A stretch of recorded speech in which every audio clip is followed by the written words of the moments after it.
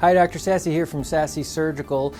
We have quite a few people who are undergoing a medically supervised weight loss program, and I have the great pleasure of having at my disposal a fantastic team of people, including registered dietitians, a panel of outstanding psychologists who really focus on weight and how it interacts with our mental health, stress eating, eating behaviors and strategies to manage that aspect of it, as well as my medical team, so nurse practitioners and physician assistants, and knowing about the medications, and then some well-trained exercise people who are able to offer professional advice.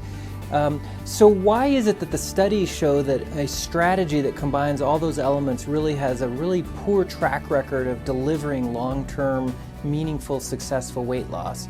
And the answer is honestly that we don't really know why we can't do better. But what the science is gradually teaching us is that there is an underlying biochemistry that regulates the body weight, and that underlying biochemistry has a lot to do with our body weight set point.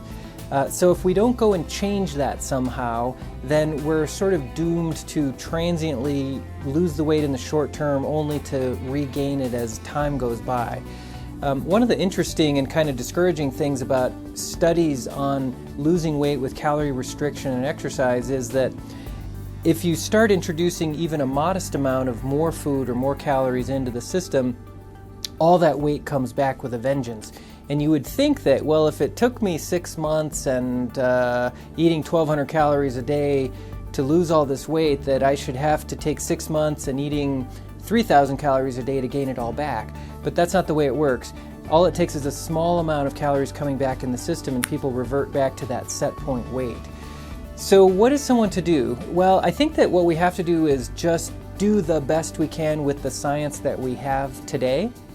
And so that does mean just putting your heart into that zone 2 exercise. That's that brisk walking where you can still carry on a conversation, but carve out more and more minutes in your day and in your week for that zone 2 exercise.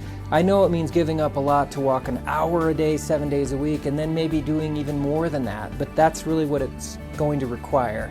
And then it means steering your diet toward less carbohydrates, so it's a diet that emphasizes vegetables and it emphasizes protein, but it really minimizes carbohydrates like the sugars and sweets, but also the sugared drinks and the chips, crackers, and that sort of bread item.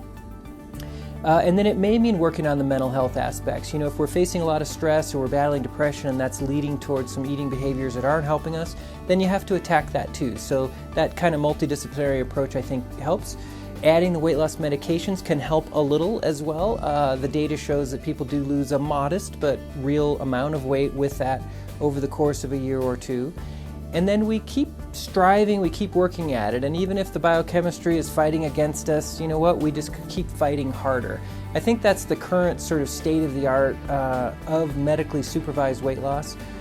For those that it makes sense, the surgical intervention that goes right to the tissues and changes that biochemistry, that is game-changing, and that does change the whole equation of the body weight set point, and that's why that's such an integral part for most people who really are aiming to reverse diabetes and obesity.